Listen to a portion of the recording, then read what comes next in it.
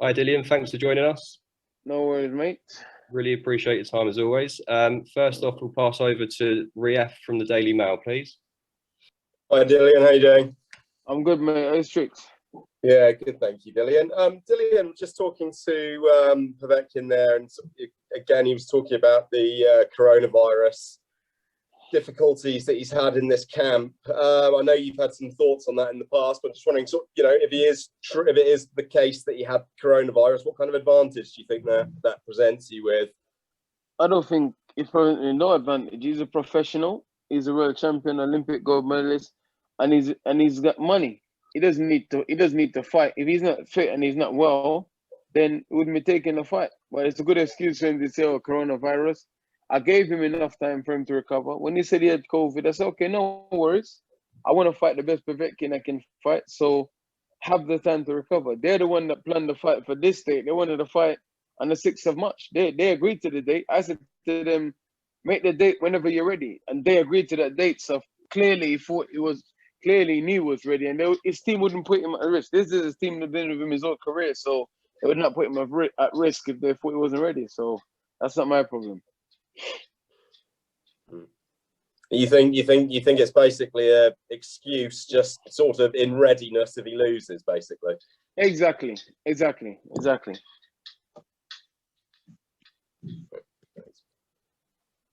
Okay, thanks, Rief. Next, if we go to David from the Daily Mirror, please. Hi, Dillian. You okay? I'm good, mate. Hey, Strix. Grand. Dillian, when you lose the way that you did in that last fight, is there any worry about any psychological damage to yourself, or is that one of those things that you can immediately, put it to bed? Listen, man, what I've been through in life, a knockout in a sport where I'm changing my life and making a future for me and my family, is nothing, man. It's nothing. I've got over many things in life, man. Many serious things. I've had assassination attempts on my life and things, and I've been through a lot of things and suffering since as a child. So for me, this is nothing. It's one night. I had an off night, and I had 2 losses in 29 fights. Like, for me, I shouldn't even be a top where I am, because I've not no amateur grounding, no background, no top promoters behind me for a long time. I've come up swimming against the waves. So for me, this is nothing, man. It's nothing. It's just we readjust and we go again and just get the revenge. Dillian, presuming you win on Saturday, where do you think you'll be in the overall picture of getting that world title shot? I should be right back. I was number 3 heavyweight in the world. I should get the title shot this time. So let's see. Great. Thanks, Dillian. Good luck. Cheers. Okay, if we go to Ron Lewis next, please. Dillian, hiya, mate. How you doing, mate? You all right? I'm very well. You look very well. Thank you. You went straight back into camp after, virtually straight after August. How long have you actually had off to the fight? Because obviously you were originally planning for November. How long have you actually had off? And has that worked well? Because you changed your team before the last fight. Has it worked well being all together for such a long period of time this time? I was ready to go in November. Obviously, I'm not one of those guys that need time to process stuff mentally and worry about it and spend 2 weeks just thinking about the defeat and another 2 weeks getting psychologically ready. And no, I don't care, man. I'm just like, okay, we dust up. I lost, we regroup, we go straight back in again. That's my mindset. That's what my mindset has been, because I've always been a warrior. Since I was a child, I was forced to be a warrior from an early age. I was forced to struggle from an early age. I was forced to suffer from an early age. I was forced to survive from an early age. So that's all I know to do, unfortunately. But have you actually had a break? Because obviously it didn't happen in November. And did you actually give yourself some weeks off? Yeah, no, obviously, you don't get stopped and go straight back into training. You have to rest. I got medical team around me. They told me what to do, and I listened. And they made sure the gym was closed, so I couldn't get in the gym anyway.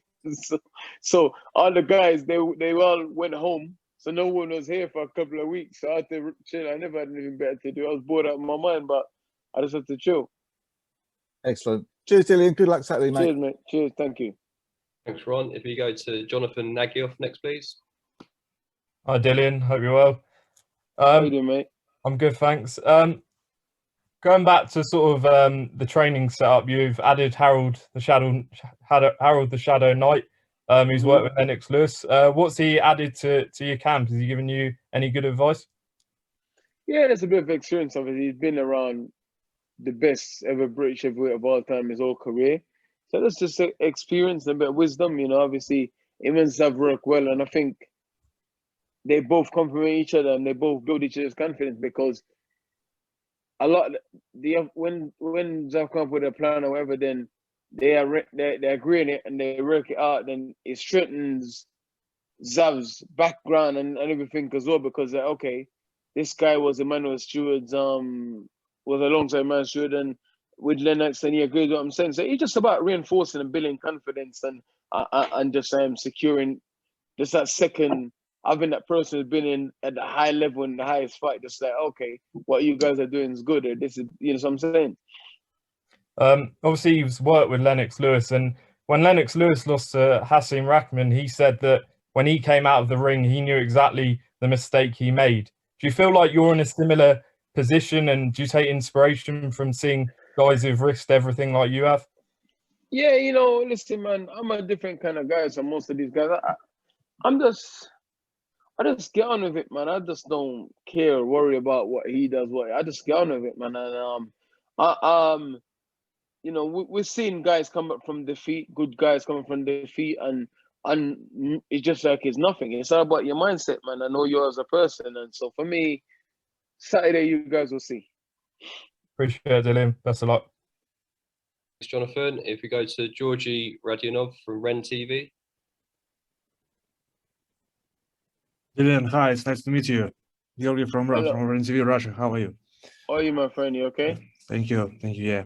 So, could you make your own ranking of the most dangerous punchers in heavyweight? Which place would you give for yourself and for Povetkin? It's kind of hard, man. I don't think, like, for me, I'm just a normal guy. I don't think I'm a massive puncher or a great. It's kind of hard. I let the fans and the people decide that. But Povetkin's a big puncher. He's up there. You know what I mean? He's knocked a lot of people out. You know, he's a big puncher. But you know, obviously, in every division, you'd have to say punch power. You'd have to say Wilder's probably at number one. Then you say Joshua's at number two, and the rest, I don't know. So, but do you think that Povetkin is really a dangerous puncher? Yeah, of course. See, that's what I said earlier. I said he's a very dangerous puncher. You have to just look at his record and look, he's knocked out most people he's fought. Of course, he's a dangerous puncher. I'm not easily knocked out, and obviously I got knocked out by him, so of course he's a dangerous puncher. So last year you gave your estimate to Francis Ngannou, yeah? So how would be ended the fight between Povetkin versus Francis according to boxing rules? How do you think? I don't know. Francis is an MMA fighter and Povetkin's a boxer. I don't know. It's hard to judge because if you put Povetkin against Francis in MMA, the power is different. If you put Francis against boxing, it's different because boxing, it's very hard to judge the power because MMA, the gloves are 4 ounces, boxing, the gloves are 10 ounces. So very difficult. Francis is a big knockout guy and Povetkin's a big knockout guy. It's hard to say who is the bigger puncher, if you know what I mean. It's very difficult to say, okay, this guy it's very difficult unless they fight boxing rules and they fight MMA rules, and we'll know. Would you like to come to UFC? Pardon? Would you like to come to UFC? Would you like to? Yeah, of course. I've already said I fought MMA before, so for me it's nothing. I'm one of the only boxers that fought MMA before. So listen, I'm a warrior. I'll fight any style there is, man. If I get paid in this league, I'll fight whatever style you want. If you want to fight in a field or whatever, as long as I don't get in trouble. Dylan, thank you very much. Thank you. Ames, did you want to jump in next with your 2 questions, please? Yeah, Ames here for Boxing DG. Pleasure to meet you, Dillian. How are you? I'm good, my friend. Thank you. Good. Should you win at the weekend, Dillian, what is the situation with the title shot you were looking for? Do you expect to have to wait, or would you expect the WBC to acknowledge from what your perspective at the time was, at the time that you had before to wait for that title?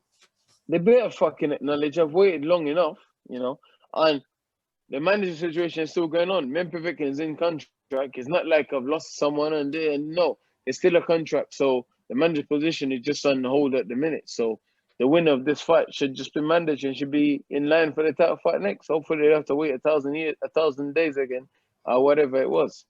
There has been some talk online about no VADA testing. Eddie has come out and said there is testing and it's been in place. Can you confirm that it is? And we'll be seeing two athletes who are... There's VADA testing. I had like 2 VADA tests just a couple of days ago. There's been VADA testing even through the whole of COVID and coronavirus. There's been VADA testing. Anyway, for me anyway, I've been tested anyway. I don't know. Obviously, Portugal is easy to get to for VADA, and Portugal has been opened to travel, so it's been easy. It's been easy, you know. I don't know what the Russian registration are or whatever, so I don't know. All the best for the weekend, Dillian. Thank you so much. Respect. Thank you. Thanks, Ames. If we go to Paula in Gibraltar, please. Yeah, good afternoon, Dillian. Hello, mate. How are you? Good, thank you. Good. You talk about interviews being very relaxed before your fights, always smiling in the change room before you get in there. You've had a couple of days in Gibraltar now, sunny Gibraltar. Has the environment here kind of suited the way you approach fights? Yeah, it's been great because I've been in Portugal training, so it's just like similar. It's just 1 hour time difference. The food is similar. The people's kind of similar, but also the great thing about Gibraltar is that being in England, if you know what I mean, it's like the lifestyle, the food. You know what I mean? It's been great. It's been great, man. I couldn't have asked a better setup, and the travel restriction ain't been too much, but they've been safe. You know what I mean? You have to come through the border, and the Gibraltar border is very strict. You understand? You have to have your COVID test result within, I think, 48 hours or something. You know what I mean? It's been great, man. And the people's been good. Minister's been good. Everybody's been good. The support's been good here. So it's been great. Hopefully we can do more fights here after this one. And lastly, has it been a question of making some minor adjustments to your training, or have you changed your approach completely for this rematch? You know, at this stage, it's all about minor adjustment because everybody knows what to jab, everybody knows to throw right hand and uppercut. It's just about minor adjustment, working and timing, where your foot is, getting it. It's just about minor adjustments, man. That's all it is. So they've been it's in the main thing, just minor adjusting things and the concentration and other things, you know, and stuff like that. So yeah, it's all good. Thank you, Dillian. Best of luck on Saturday. Cheers. Okay, we're going to Carmen from Gibraltar Magazine next, please. Hi, I hope you're doing well. So obviously with this fight, there's been like a lot of setbacks and delays. How have you kind of kept motivated to keep, you know, preparing for the fight despite the delays? Has it been frustrating, or have you just kind of got on with it? It's been frustrating, but the thought of victory and revenge and avenging my loss, because I'm a person, I don't like losing. For me, it's all about winning, man. You know, whatever I do, it's all about winning. So for me, that's been my motivation, just winning. Revenge. Yeah. And also, you know, you talk a lot about you don't get too nervous and stuff like that, but, you know, right before going in the ring, do you have any nerves? And if so, how do you kind of, you know, relax those and keep calm and collected before going in the ring? There's always a bit of nerves, you know what I mean? Everybody have a bit of nerves, you know, but I'm just very relaxed, you know. It's a different situation, but I've been through a lot of things in my life, man. So this is a sport. There's rules. You win, you lose, you get knocked out, you get disqualified or whatever. You know, there's medical assistant at the ring side. You get looked after, the best medical care. There's a lot of safety rules and procedures and stuff like that. You get health checks, you get blood tests and all that. So you're getting in the ring very healthy. And the staff and everything's there, you're going to get looked after. My lifestyle, I'm upbringing and stuff I've been through, you know, this is nothing compared to some of that sort of stuff, you know what I mean? It's like, you know, being people trying to kill you and stab you and shooting and stuff. You know, like, for me, this is nothing. It's like things I've been through in life. It's like, it's a lot of pressure, it's stress, it's performing in front of people, but, you know what I mean? It's nothing compared to the things that I've been through in life and the things I've had to go through. So, you know. Perfect. Thank you very much and good luck. Thank you. Thanks. Okay, Joe Lee from Seconds Out next, please. Hi, how are you? I'm good, mate. How's tricks? Good. So, first of all, I want to ask you about the interim belt and being mandatory, because as you know, you were previously mandatory for over 1,000 days. Do you feel as if the interim belt actually adds anything for the division, because you didn't even get your shot? And if you were, say, to win on Saturday night, you still might have to wait for AJ and Fury to fight twice. The interim belt is a good thing because it's just like a WBA regular world title. It's the same. It's the equivalent of the same title David A won at heavyweight. You understand? It's the equivalent of the same title Klitschko had before they moved up to super heavyweight. So it is. I think it's a good title, and it's a belt that gives you. It's a trinket that gives you. You hold your place in the rankings. Obviously, we all know boxing. Boxing's a strange sport, man. You know, it can be mandatory, it can be number one, you can do whatever, pay all the sanction fees, and still don't get a title shot. Because if you're dangerous, and guys will avoid you. You understand? Because I'm the kind of guy that can throw a spanner in the work for these big fights not to happen because I can knock someone out. You understand? So it's difficult, man, but it is what it is. But the belt, I think the belt is a good thing because, you know, it's still a world title. You know, it doesn't say, it says world champion. It doesn't say interim world title. Something says world title. So, but it is what it is. And do you think that'll help you make a case to fight the winner of AJ versus Fury? Because obviously Usyk and Joyce, the winner of that, potentially would fight them as well. Do you think you should go ahead of them with that interim belt? Yeah, no, of course, because if you take into consideration how long I've been manager, how long I've been number one, how many top guys have fought, you know what I mean? Then why should them guys get shot before me? You know, who was Usyk for? Derek Chisora and Chaz Weatherspoon. I know he's gonna fight Joe Joyce. You know, like, I've been fighting top heavyweights for years. That's yeah, interesting. Okay, thank you very much. Good luck as well. Respect. Thanks, Joe. If we go to Fuad from Viper Sport next, please. Hi, Dylan. How are you? How are you, mate? You good? Yeah, I'm not too bad, thank you. So first question, it's a little bit about the first fight. He seemed like every time you closed the distance on him, you know, he had to throw, and that's when you counted and did drop him. But when you gave him the space, he looked a lot more comfortable. And that's how the knockout did come from what I watched. Are we expecting a more aggressive Dillian Whyte, and are you going to try to be on top of him throughout the early rounds? Well, you have to wait till Saturday and see, man. You know, I'm not going to say this and say that because we're about to fight, and there's a lot of people that's watching what I'm doing, what I'm saying, and what is I'm saying. You know, we're about to go to war, man. You know. Yeah, fair enough. I understand your point. And secondly, I know the guys have been talking about your whatever happens next with the WBC and whatnot. AJ Fury look like they're going to be tied up, and a lot of the other heavyweights. One heavyweight who's still about is Deontay Wilder, and you've obviously chased him for a very long time. Does that make sense to make next if every other fight is tangled up?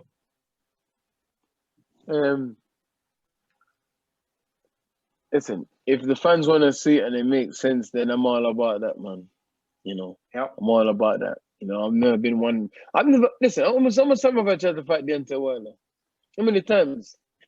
You know, it's just a different situation now because obviously he's coming off a loss as well. He has to regain his status. This is the only way these guys. This is the only way these guys want to fight me. Parker, the same. Parker promised to fight me as a world champion, didn't fight me. Fury promised to fight me as a world champion, didn't fight me. Wilder's meant to fight me as a world champion, didn't fight me. But when those guys lose, they all try to fight me and they all want to fight me. That's just this is what it is, man. One of the most avoided men in boxing, I'd say. But anyway, thank you for your time and all the best on Saturday. Respect. Okay, we've got time for a couple more before we let Dillian get off. Brett Redmond next, please. Hi, Dillian. Brett here from Bad Intentions Boxing. Thanks very much for having me on, and I echo the comments earlier. You look extremely healthy and in pristine condition, so I'm looking forward to Saturday. Thanks, mate. Thank you. I've seen previous comments that have come out, obviously, after the last fight, and I think you were very vocal into the fact that you echoed that you made this mistake had happened. That, again, was then referenced by your former coach, Mark Tibbs, who came out and said, actually, I wouldn't have let Dillian get as close as what he did to Alexander Povetkin. Was that very much the finish reflective of a man that was in a position of transitional phase? No, listen. See, boxing, a lot of people talk shit. People talk shit. I wouldn't have do this. I don't know why Mark's saying this is a fight. Mark don't let me get close or whatever. I'm fighting.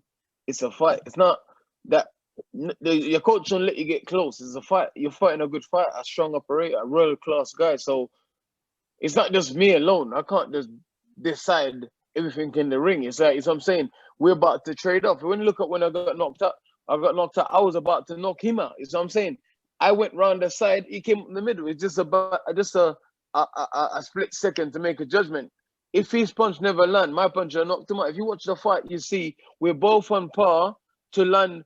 I'm about to land my right hand, left hook. He for the right hand and miss, but they came out the middle. So it's just boxing, it's heavyweight boxing. It's like a game of dice. When you roll dice, you don't know what number is gonna land on. So people just need to stop talking shit. But see, boxing, when you do good, it's like, yeah, oh my God, he was so great. When you do bad, the royal and his dog come out to say some shit. It's just what it is, bro. Okay. No, I appreciate that. My last question is, it was just referenced previously in terms of Deontay Wilder and Andy Ruiz. Are you at a stage, I suppose, in your career now where it's about legacy or it's actually about business success? I just want to fight, man. I just want to fight. That's always been my thing, is to fight the best, put your mental up against the best, and see how good you are. See how far you can go. That's always been my life goals, and that's what I've been in boxing to do. You know what I'm saying? Fight the best and see how it goes. You know, people can laugh at me. Oh, you got stopped. You got this.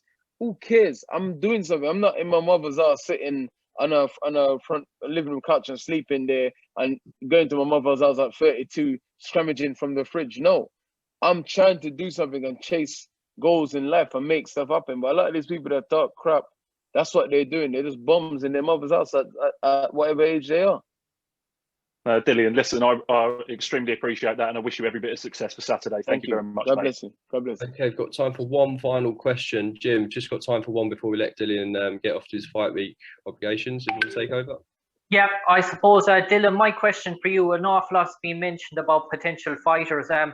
We saw Otto Walden beat David Benitez recently. Is Otto a potential really good fight for yourself as well, Otto Walden?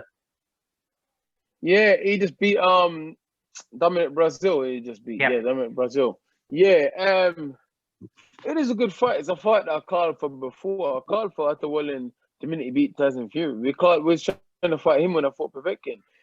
Listen, I'm just up for fighting with him, man. As long as it makes sense and it gets the fans' juices flowing and whatever, then I'm up for fighting anybody, man. You know, I've never been like, ask the guys at Matchroom. I don't pick my fights. Eddie comes to me and go, oh, there is 3 names. Who do you want? And I usually just take the best name on the thing. Sometimes we go down the list. That's it.